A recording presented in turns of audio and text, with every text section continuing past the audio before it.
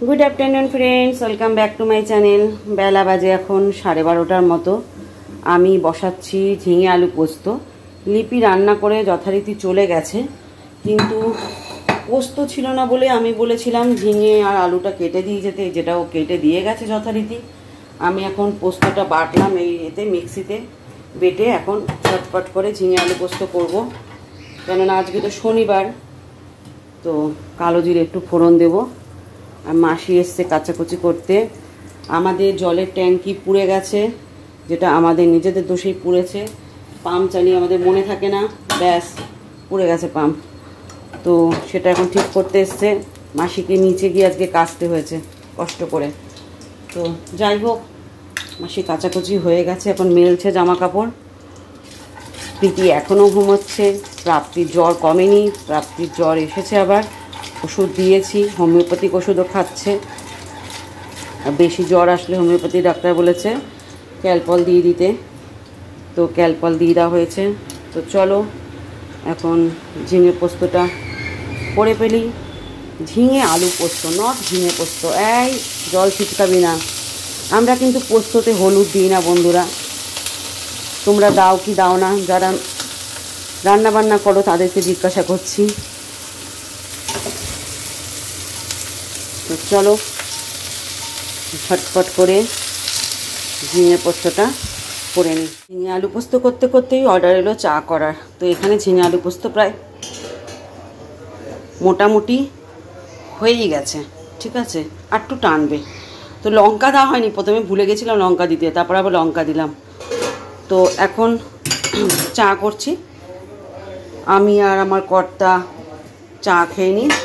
চলো, তারপর বিছানা তুলব, তারপর স্নান করব, তারপর পুজো করব।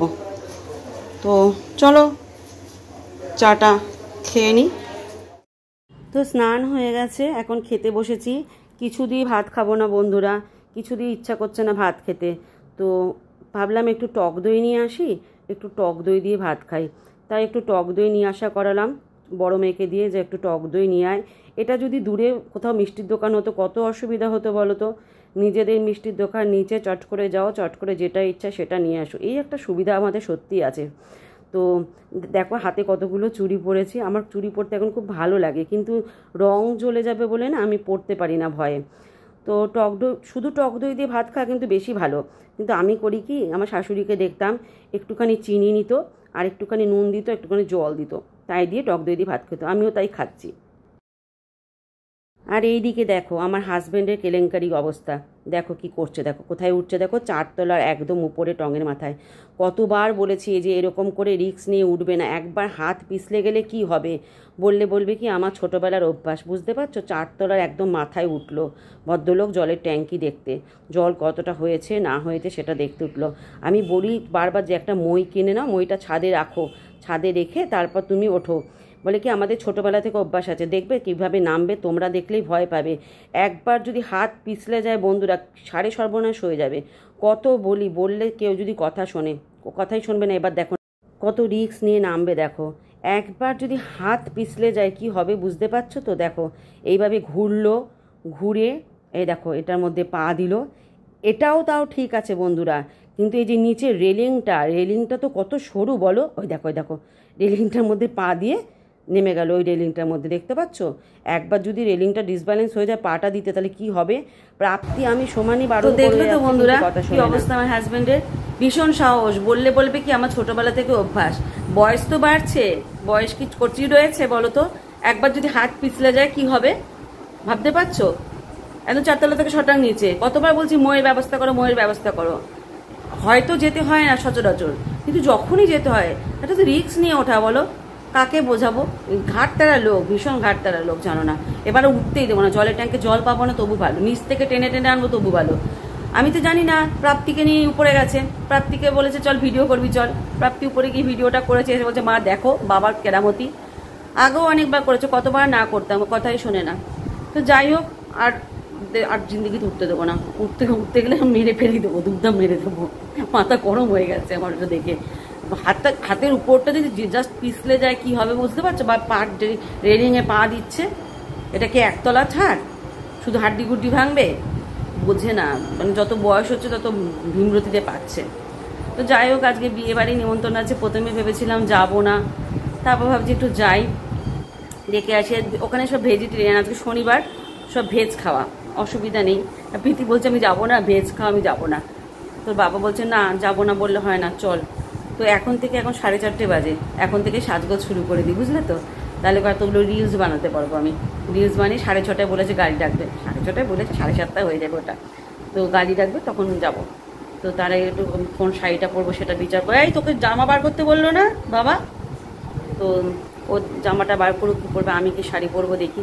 এই কোথাও যাওয়ার সময় না শাড়ি খুঁজে পাই না, কী শাড়ি পরবো বুঝতে পারি না, দেখি কোন শাড়িটা পরি। চলো সাজগোজটা করে। তো বন্ধুরা, আজকে হচ্ছে রবিবার, রবিবারে বিকাল থেকে আবার ব্লগটা দেখছো, কেননা গতকালকে দুপুরবেলা পর্যন্ত ব্লগটা দেখেছো বিয়েবাড়ি যাওয়ার, মানে যাব বলেছি, কিন্তু তারপরে বিয়েবাড়ি ব্লগটা আগে তোমাদেরকে দিয়ে দিয়েছি। তো পরের দিন রবিবার থেকে এই ভিডিওটা আবার শ্যুট করছি, সেটাকে একসঙ্গে এডিট করে ছাড়ছি। তো যাই হোক, এখন সন্ধ্যাবেলা চা করছি, চা খাবো আমি, হাজব্যান্ড আর প্রাপ্তির মাস্টারমশাই এসছে। প্রাপ্তির জ্বর এখনও গায়ে আছে বন্ধুরা, দেখি 3 দিন আজকে নিয়ে হবে, যদি কাল থেকে জ্বর না আসে তাহলে আর অ্যালোপ্যাথিক ডাক্তারের কাছে নিয়ে যাব না, আর যদি জ্বর আসে তাহলে নিয়ে যাব অ্যালোপ্যাথিক ডাক্তারের কাছে। তো এই যে আমার মেয়েগুলো এত ভোগে না, এখন দেখি ছোটো মেয়েটা বেশি ভোগে। ডাক্তার কিন্তু ছোটোবেলায়, বড় মেয়ের ডাক্তার ছোটোবেলায় চাইল্ড স্পেশালিস্ট বলেছিল 5 বছর পর্যন্ত অনেক শিশু খুব ভোগে, জ্বর জ্বালা প্রতি মাসে আসে, কিন্তু এখন তো 5 বছর অনেক দিনই আগে হয়ে গেছে, তাই না? তো এখন তো 12 বছর বয়স হতে চললো, 13 বছরে পড়বে।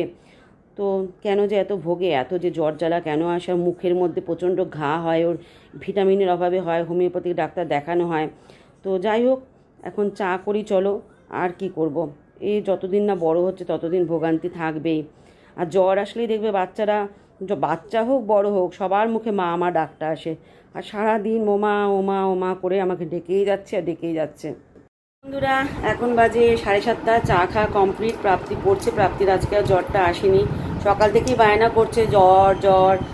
সকালবেলা যখন ঘুম থেকে উঠেছে না, তখন চোখটা খুলতে পারছিল না, চোখে ঠান্ডা লেগে গেছে, চোখটা খুলতে পারছে না।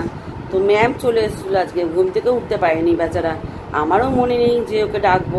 তো যাই হোক, তারপর উঠলো, ছটপট করে উঠে পড়তে বসলো, চোখে মুখে জল দিল, কিন্তু চোখটা কেমন যেন পুরো ঠান্ডা লেগে গেছে চোখটা। তারপর যত বেলা বাড়লো তত আস্তে আস্তে আস্তে আস্তে চোখটা ঠিক হলো। যাই হোক, এখন তো আবার সকালে এক দিদিমণি এসেছিলো, এখন আবার একজন স্যার এসছে, পড়ছে। আর আমাদের এখানে আজকেও কীর্তন হচ্ছে, আসছে কাল বোধহয় উল্টো রথ, আমি ভেবেছিলাম আজকে উল্টো রথ বোধহয়, তো আজকে উল্টো রথ নয়, আসছে কাল উল্টো রথ। তো কাল পর্যন্ত বোধহয় এখানে চলবে, 7 দিনের প্রোগ্রাম ছিল। তো যাই হোক, এই হচ্ছে ব্যাপার।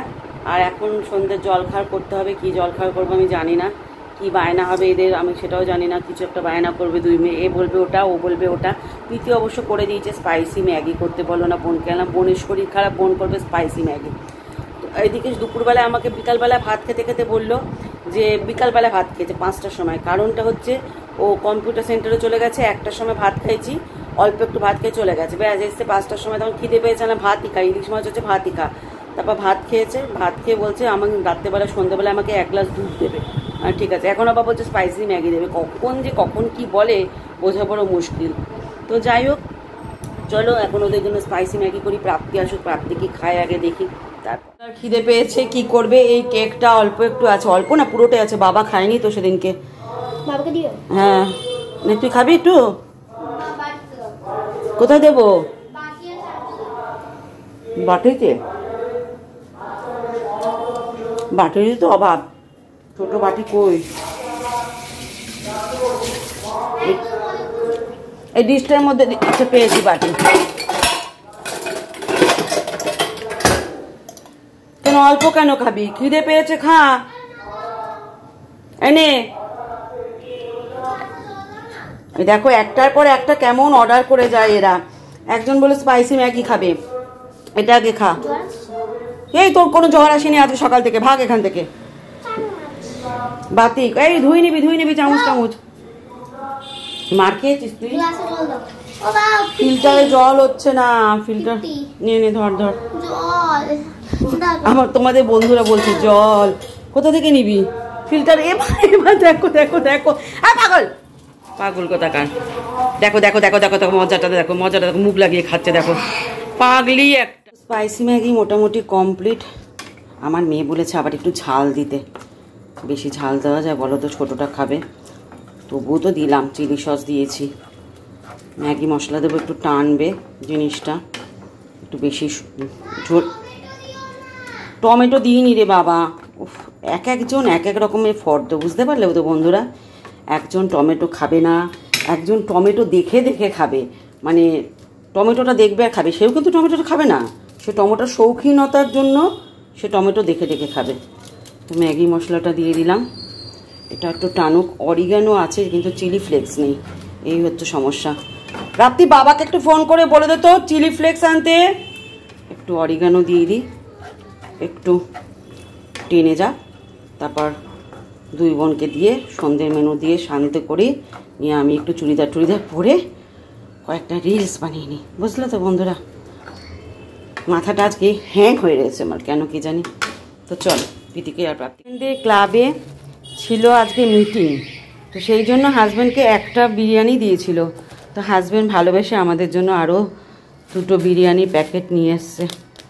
তো আজকের খাওয়া হচ্ছে বিরিয়ানি, চিকেন বিরিয়ানি বোধহয় যত সম্ভব, কিন্তু আমিও চিকেন খাবো না, প্রাপ্তিও চিকেন খাবে না।